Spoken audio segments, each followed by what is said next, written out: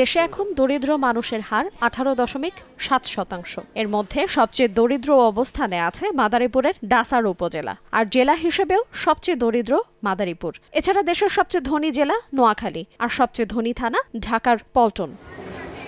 বৃহস্পতিবার বাংলাদেশ পরিসংখ্যান ব্যুরোতে প্রকাশিত বাংলাদেশের দারিদ্র্য মানচিত্র 2022-এ এসব তথ্য উঠে এসেছে।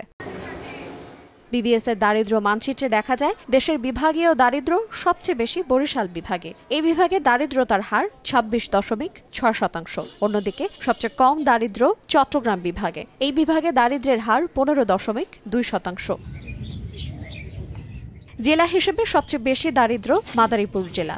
এই জেলায় দারিদ্রতার হার 54.4%, আর 6.1% দারিদ্র নিয়ে সবচেয়ে কম দারিদ্র নোয়াখালী জেলায়। আর উপজেলা হিসেবে 63.2% দারিদ্রতা নিয়ে শীর্ষে রয়েছে মাদারীপুরের ডাসার। সবচেয়ে কম দারিদ্র ঢাকার পল্টনে। এই এলাকায় দারিদ্রতার হার 1%। মানচিত্রে দেখা গেছে দেশের গ্রাম এলাকায় দারিদ্র কমেছে, কিন্তু শহর এলাকায় তা বেড়েছে। 2022 সালের খানা আয় ব্যয় জরিপে গ্রাম এলাকার দারিদ্র ছিল 20.5%। দারিদ্র মানচিত্রে তা কমে দাঁড়িয়েছে 20.3%। খানা জরিপে শহর এলাকায় দারিদ্র ছিল 14.7%। দারিদ্র মানচিত্রে তা বেড়ে হয়েছে 16.5%। আইরিন আয়াত, সময় সংবাদ।